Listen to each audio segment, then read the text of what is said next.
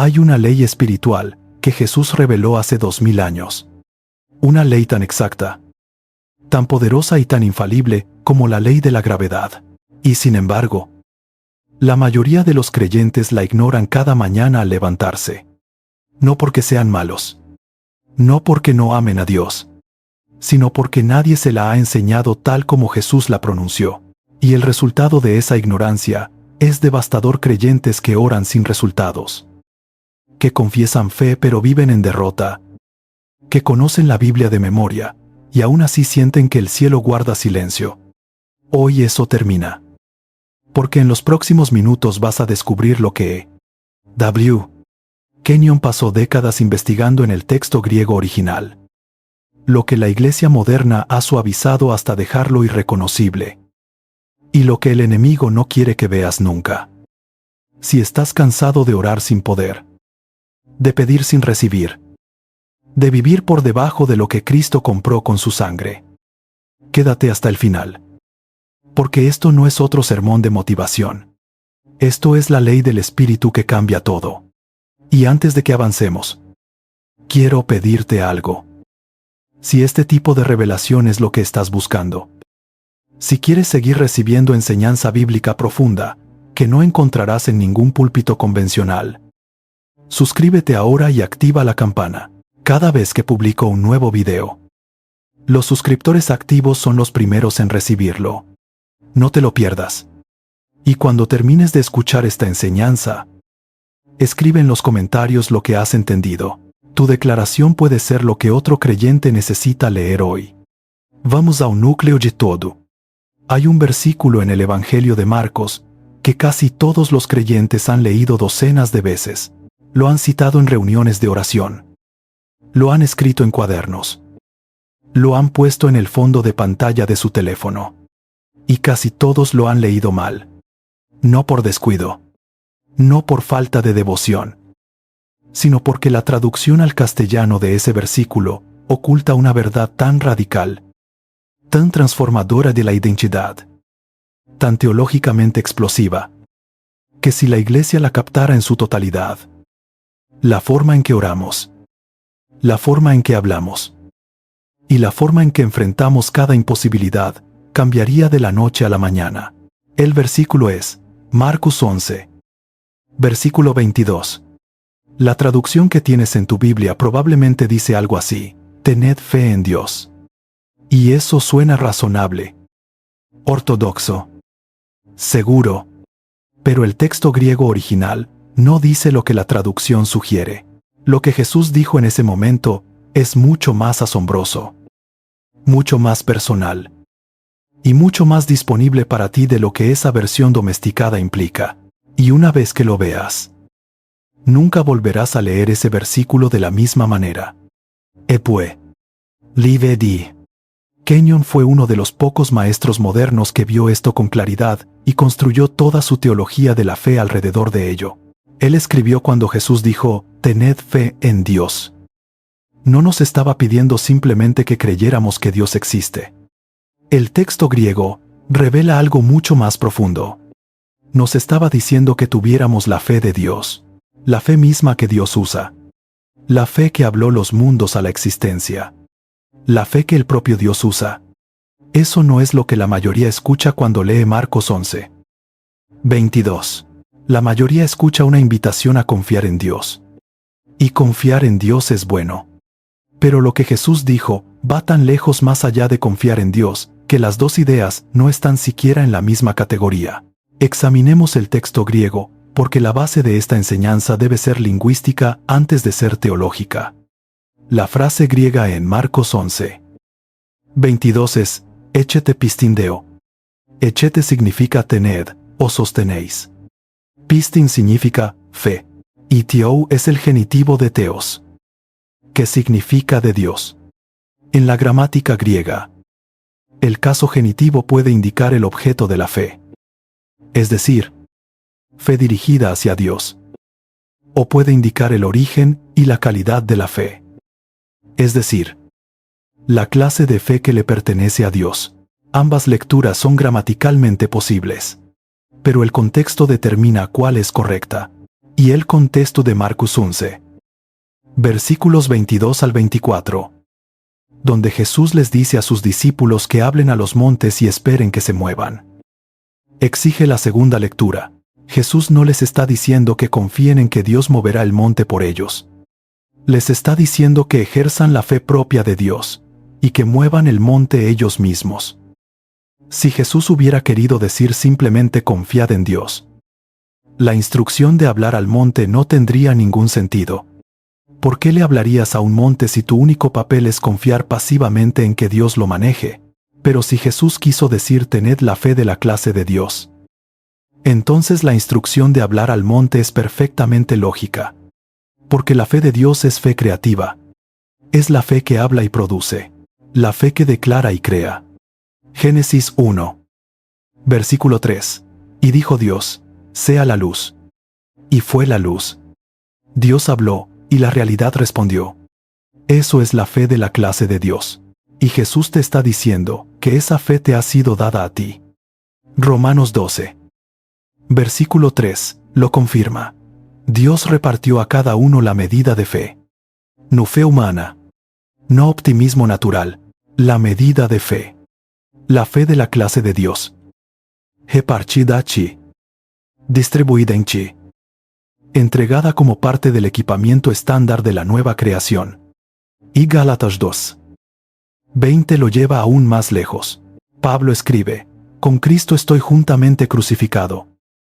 Y ya no vivo yo. Mas vive Cristo en mí, y lo que ahora vivo en la carne. Lo vivo en la fe del Hijo de Dios. La fe del Hijo de Dios. No fe en el Hijo de Dios. Aunque eso también es verdad. La fe que le pertenece al Hijo de Dios. La misma fe con la que Cristo operó durante su ministerio terrenal. Esa fe está ahora en ti. Llegó con el nuevo nacimiento. Fue depositada en tu espíritu recreado. Y ha estado ahí. Esperando ser reconocida. Reconocida y ejercida desde el momento en que naciste de nuevo. Kenyon lo describía así. La fe que está en ti no es esa cosa débil, vacilante e incierta que la Iglesia ha llamado fe. Es la fe del Dios Todopoderoso. Es la fe que creó el universo. Y fue puesta dentro de ti, para que pudieras operar en el mismo ámbito de poder creativo en que opera Dios. No como Dios, sino como un hijo operando en la fe de su Padre. Quiero darte una imagen que hace esto muy concreto. Imagina que alguien te entrega las llaves del vehículo más potente jamás construido. El motor es perfecto. El depósito está lleno. La transmisión funciona sin defectos. Puede ir a cualquier parte. A través de cualquier terreno. A cualquier velocidad. Pero la llave tiene que girarse. Sin girar la llave. Puedes sentarte en el asiento del conductor y admirar el tablero. Estudiar el manual. Creer con todo tu corazón que el vehículo es poderoso. Pero no te moverás ni un centímetro. La fe de Dios en ti es el motor. La palabra de Dios es el combustible. Y tu confesión. Tu declaración hablada de lo que dice la palabra. Es el giro de la llave. Hasta que hables. El motor está en ralentí. En el momento en que hablas la palabra con la conciencia de que la fe de la clase de Dios está detrás de tus palabras, el motor engancha y el vehículo se mueve. Y aquí está el punto donde esto alcanza su nivel más desafiante y más liberador. Si la fe que hay en ti es la fe de la clase de Dios, entonces las limitaciones que has puesto sobre tu vida de fe son autoimpuestas. No son impuestas por Dios. Dios no te dio una edición limitada de su fe. Te dio la misma calidad de fe con la que Él mismo opera. La limitación no está en la fe. Está en tu comprensión de la fe. Y en el momento en que tu comprensión se expande. En el momento en que ves que lo que está dentro de ti no es un sistema débil de creencias humanas, sino la fe creativa. Movement. Que enmarca el universo del Dios Todopoderoso. Las limitaciones se disuelven, no porque te hayas vuelto más espiritual, porque te has vuelto más consciente. 2 Corintios 4. 13. Nos da el patrón operativo. Teniendo el mismo espíritu de fe. Conforme a lo que está escrito, creí. Por lo cual hablé. nosotros también creemos. Por lo cual también hablamos. Creí. Y por tanto hablé. Esa es la secuencia. La creencia conduce al habla. Y el habla libera la fe. La fe está establecida. La palabra está establecida. La autoridad está establecida. Lo único que varía de creyente a creyente es si abren la boca. Ahora bien, quedémonos un momento en el problema central. Porque hay algo que la mayoría de los creyentes hace cada día que sabotea todo esto. Y es una de las verdades más incómodas que vas a escuchar hoy.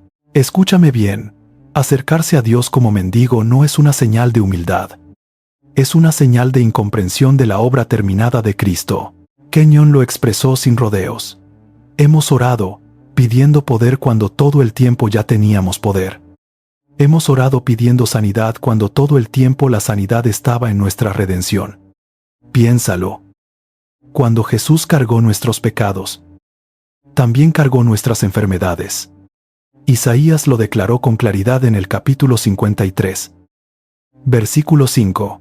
Por sus llagas, fuimos nosotros curados. Si ya fuimos curados, pedirle a Dios que nos cure es como pedirle que haga de nuevo lo que ya consumó en el Calvario. Esto sugiere sutilmente que lo que Jesús terminó aún no está completo. Implica que la sangre no fue suficiente, que la cruz no compró plenamente nuestra integridad. Pero el Nuevo Testamento grita lo contrario. Primera de Pedro 2. Versículo 24 declara: por cuya herida fuisteis vosotros curados. Observa el tiempo verbal. Pasado. La sanidad no es una esperanza futura, es una posesión presente.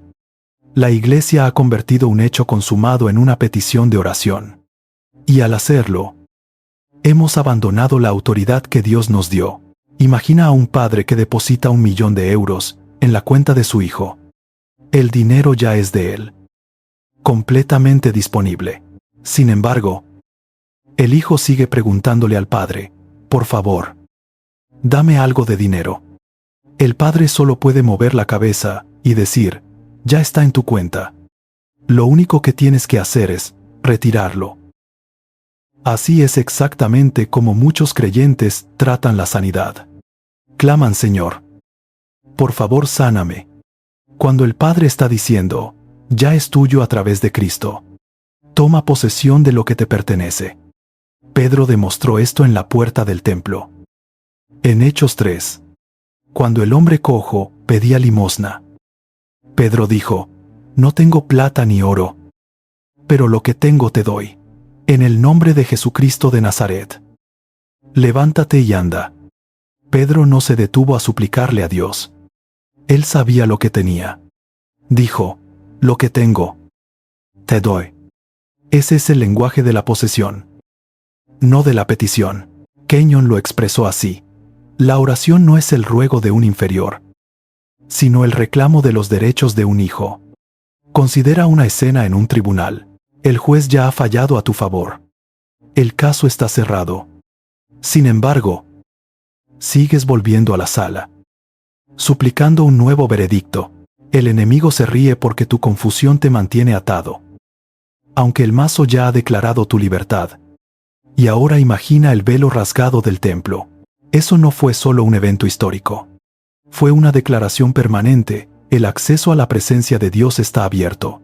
Entramos a ese trono no como mendigos, sino como hijos que sostienen el título de propiedad de nuestra sanidad, firmado con la sangre de Jesús. Este es el corazón de la revelación de Kenyon sobre la autoridad del creyente. Y la razón por la que esto importa tanto no es solo doctrinal, es práctica. Porque el enemigo sabe que si puede mantenerte suplicando, puede mantenerte sin poder. Si puede mantenerte pidiendo lo que ya tienes, puede mantenerte viviendo como si no lo poseyeras. Él teme el día en que despiertes a la autoridad que ya es tuya. Tiembla ante el sonido de un creyente que sabe que la sanidad no es una promesa que hay que esperar, sino una realidad que hay que aplicar. Hay otro ángulo de esta verdad que la mayoría de los creyentes nunca considera, y tiene que ver con lo que nos sucedió en el nuevo nacimiento. Segunda de Corintios 5, 17. De modo que si alguno está en Cristo, Nueva criatura es. Las cosas viejas pasaron. He aquí todas son hechas nuevas. No dice que eres una versión mejorada de tu antiguo ser. Dice que eres una nueva creación. La palabra griega para nuevo aquí significa nuevo en clase. No solo nuevo en el tiempo. No eres el viejo tú intentando mejorar. Eres una creación completamente nueva, con una naturaleza nueva. Un espíritu nuevo. Y una vida nueva. Y esa vida nueva es la vida de Cristo habitando en ti.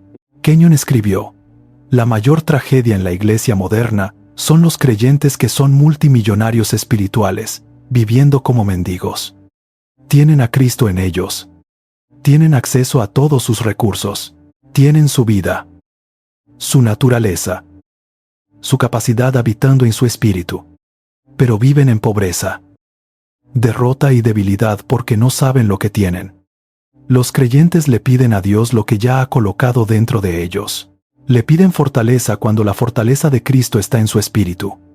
Le piden sabiduría cuando Cristo. ¿Quién es la sabiduría de Dios según 1 de Corintios 1:30? Vive en ellos. Le piden amor cuando el amor de Dios ha sido derramado en sus corazones por el Espíritu Santo según Romanos 5:5. Y Dios no les está negando sus peticiones. Les está diciendo: ya os he dado todo lo que necesitáis. Cristo está en vosotros. Aprended a tomar de lo que ya poseéis. Todo esto nos lleva a una de las verdades más poderosas de esta enseñanza. La autoridad del creyente no solo opera en el ámbito de lo espiritual abstracto, opera en el ámbito de las palabras habladas. Y esas palabras habladas, según las Escrituras, ponen en movimiento fuerzas que la mayoría de los creyentes nunca ha aprendido a activar. El Salmo 103, versículo 20, declara: bendecid a Jehová, vosotros, sus ángeles, poderosos en fortaleza, que ejecutáis su palabra, obedeciendo a la voz de su precepto. Los ángeles ejecutan la palabra de Dios. Pero presta atención, obedecen la voz de su precepto. Están sintonizados. Están esperando activamente escuchar algo específico.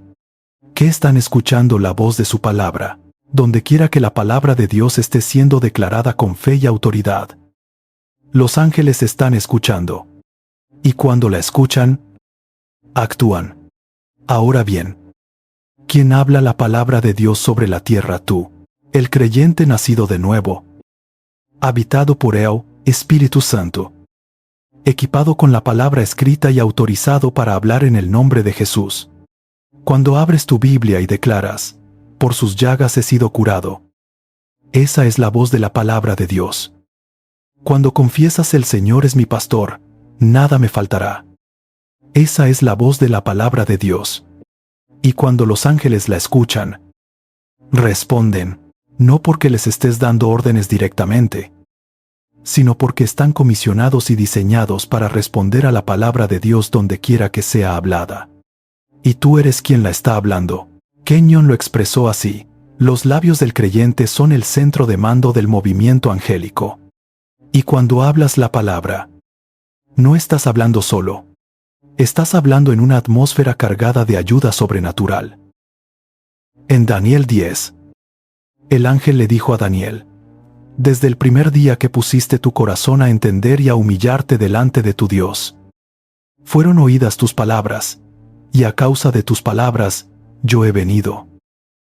A causa de tus palabras, el ángel fue despachado desde el primer momento. En cuanto Daniel abrió su boca, si eso era verdad para Daniel bajo el antiguo pacto, ¿cuánto más es verdad para ti, que vives bajo el nuevo pacto?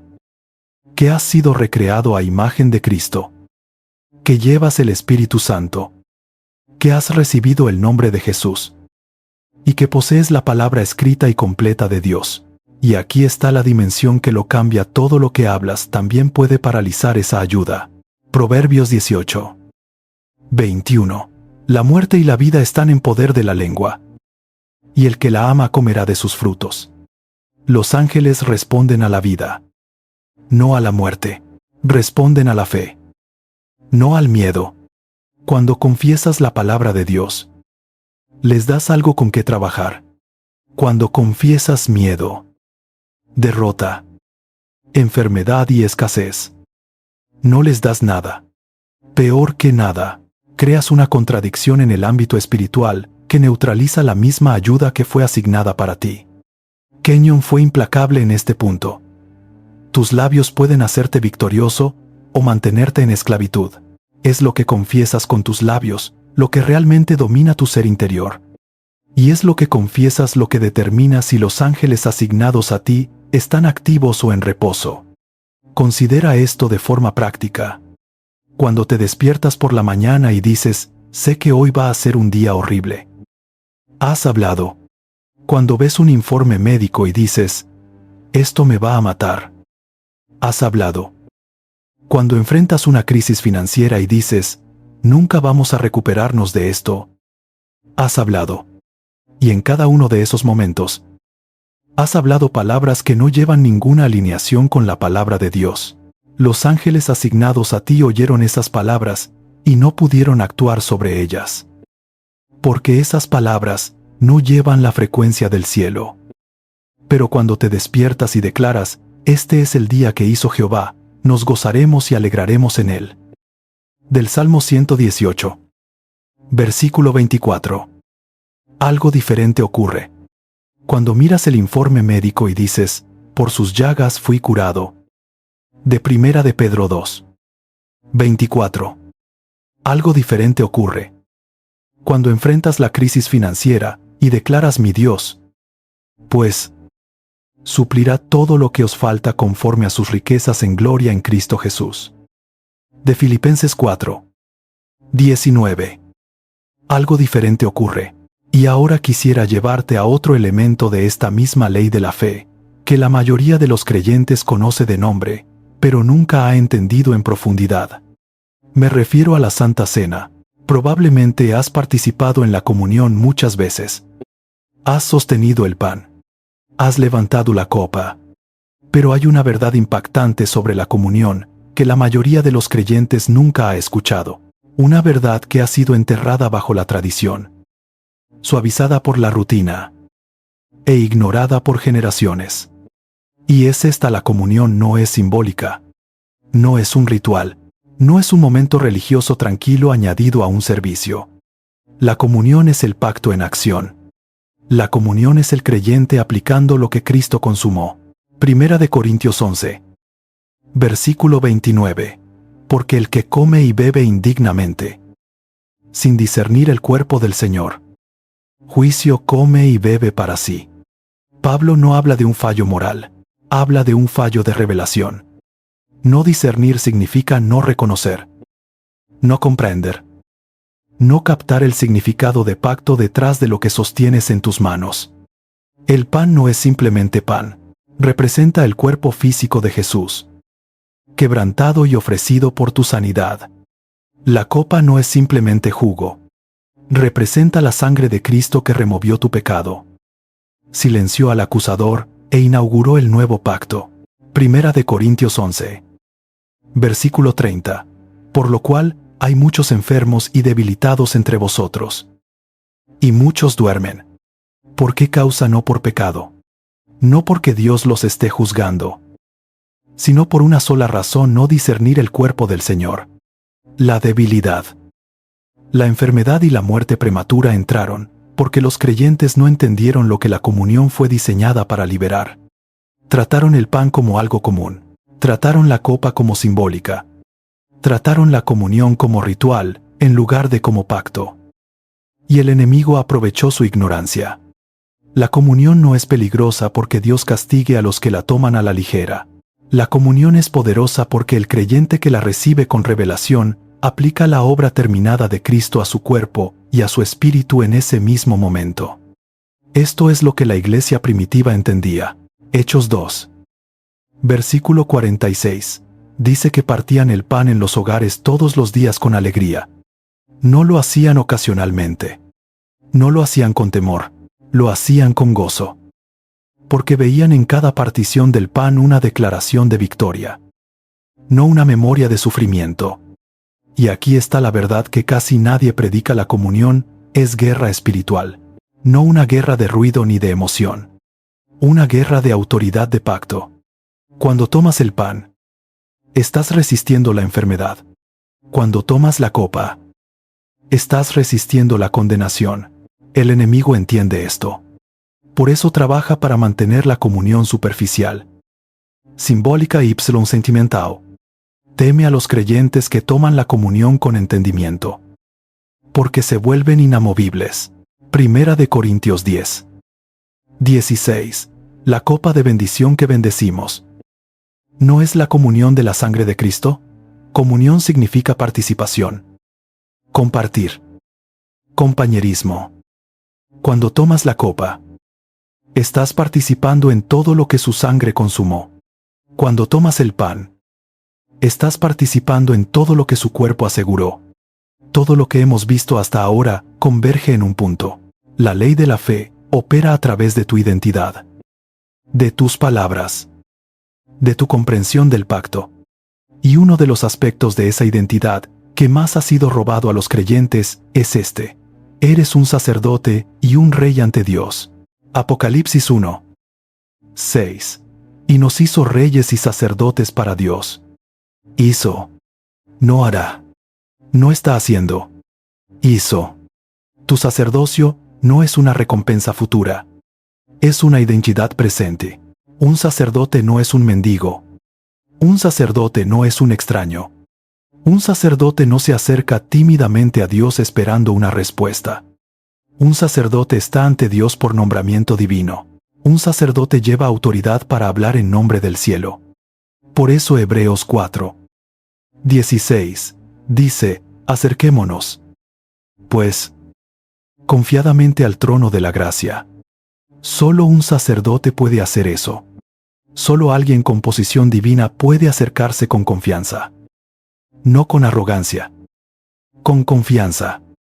La confianza no es volumen. Es certeza. Es la seguridad de que el que estás hablando ya te ha dado la bienvenida. Y Apocalipsis 5. 10. Añade la otra dimensión. Y nos has hecho para nuestro Dios reyes y sacerdotes. Reyes y sacerdotes. No uno o lo otro. Los dos. Los sacerdotes están ante Dios. Los reyes están ante las circunstancias. Los sacerdotes reciben del cielo. Los reyes aplican el cielo en la tierra. Los sacerdotes ministran hacia arriba. Los reyes ministran hacia afuera. La oración se vuelve poderosa cuando ambas identidades funcionan juntas. Sin sacerdocio, te falta acceso. Sin realeza, te falta autoridad. Una te da intimidad. La otra te da dominio. Un rey no mendiga. Un rey decreta. Eclesiastés 8. 4. Pues la palabra del rey es con potestad. Cuando un sacerdote ora, el cielo escucha. Cuando un rey habla, la tierra responde, y tú eres los dos. Ahora quisiera mostrarte cómo Pablo oraba, porque hay algo que Pablo sabía sobre la oración que transforma todo.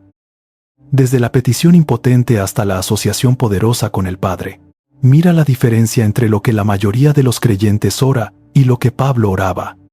La mayoría ora así: Dios, por favor ayúdame. Dios, da mi fortaleza. Dios, hazme más parecido a Jesús. Dios, dame más fe. Dios, sáname. ¿Te suena familiar? Debería. Porque eso es lo que se enseña desde la mayoría de los púlpitos. Pero cuando lees las oraciones de Pablo en Efesios, Filipenses y Colosenses, no encuentras ese tipo de oraciones. No encuentras a Pablo suplicándole a Dios que haga a los creyentes más justos. No lo encuentras pidiéndole a Dios que les dé más fe. En cambio, encuentras algo completamente diferente. Pablo oraba para que los creyentes conocieran. Oraba por revelación. Oraba para que sus ojos fueran iluminados para ver lo que ya tenían, quiénes ya eran y lo que ya había sido hecho. Efesios 1. 17 al 19. Para que el Dios de nuestro Señor Jesucristo, el Padre de gloria, os dé espíritu de sabiduría y de revelación en el conocimiento de Él. alumbrando los ojos de vuestro entendimiento, para que sepáis cuál es la esperanza a que Él os ha llamado, y cuáles las riquezas de la gloria de su herencia en los santos, y cuál la supereminente grandeza de su poder para con nosotros los que creemos. Nota lo que Pablo pidió. No pidió que Dios les diera una herencia. Pidió que conocieran la herencia que ya tenían. No pidió que Dios les diera poder. Pidió que conocieran el poder que ya estaba disponible para ellos. Todo lo que Pablo pidió tenía que ver con conocer, ver, entender lo que ya era suyo, no recibir algo nuevo, hacerse conscientes de algo ya dado. Kenyon lo dijo así: Pablo nunca oró para que los creyentes recibieran lo que ya poseían en Cristo. Oró para que supieran lo que poseían. Porque el conocimiento es la clave de la experiencia. Puedes tenerlo todo y no experimentar nada si no sabes lo que tienes. Esta es la revolución. No más esfuerzo, más conciencia. No más lucha, más visión. Y cuando ves claramente, cuando sabes profundamente, cuando entiendes plenamente lo que ya posees en Cristo, todo lo que has aprendido pasa de tu cabeza a tu corazón y transforma tu vida diaria. Segunda de Pedro 1, 3. Como todas las cosas que pertenecen a la vida y a la piedad, nos han sido dadas por su divino poder. Todas las cosas. Tiempo pasado. Dadas. Terminadas. Completadas. Pablo lo sabía. Por eso no oraba para que Dios diera a los creyentes cosas que no tenían. Oraba para que los creyentes se hicieran conscientes de las cosas que ya tenían. No oraba para que Dios hiciera algo nuevo. Oraba para que los creyentes vieran lo que Dios ya había hecho. Y ese cambio fundamental de pedir provisión a pedir revelación, es lo que transformó la vida de oración de Pablo, de petición religiosa a asociación de pacto. Y ahora déjame traer todo esto a su punto más alto. Porque todo lo que hemos cubierto esta enseñanza, la fe de la clase de Dios, la autoridad del creyente, las palabras que activan la ayuda angélica, la comunión como aplicación de pacto, la identidad sacerdotal y real, la oración paulina de revelación. Todo converge en una sola verdad fundacional. La ley de la fe no es complicada, pero sí es exigente. Exige que abandones el lenguaje de mendigo y adoptes el lenguaje de heredero. Exige que dejes de pedir lo que la redención ya compró y empieces a aplicarlo. Exige que tus palabras se alineen con el cielo, no con las circunstancias. Y exige que te veas a ti mismo no como alguien que espera que Dios actúe, sino como alguien a través de quien Dios ya ha actuado. Colosenses 2, 15. Y despojando a los principados y a las potestades, los exhibió públicamente, triunfando sobre ellos en la cruz. El triunfo no está pendiente. Está terminado. El enemigo ha sido derrotado. La pregunta no es si Dios sanará. La pregunta no es si Dios proveerá. La pregunta es si tú te levantarás en la autoridad de lo que Cristo ya consumó. La ley de la fe es la ley de la palabra hablada con conciencia de pacto. Es la ley que activó la creación cuando Dios dijo, sea la luz. Es la misma ley que operó cuando Jesús habló al árbol de higuera. Es la misma ley que movió a Pedro a decirle al cojo, lo que tengo, te doy. Y es la misma ley que opera a través de tus labios hoy. Ahora, en este momento, si eliges usarla. Marcos 16, 17 y 18. Y estas señales seguirán a los que creen. Sobre los enfermos pondrán sus manos y sanarán.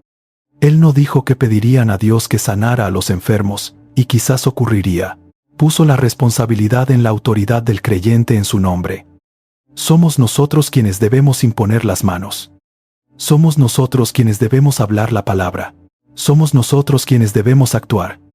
La sanación sigue al creer, no al mendigar. Esto exige un cambio en cómo te ves a ti mismo. No eres un suplicante sin esperanza. Eres un embajador de Cristo llevando su autoridad a un mundo enfermo y quebrantado. Un embajador no le ruega a su propia nación que actúe. Representa la autoridad de su gobierno y aplica su voluntad en territorio extranjero. Eso es lo que eres en Cristo. Representas el reino del cielo. Y la sanidad es la voluntad del cielo.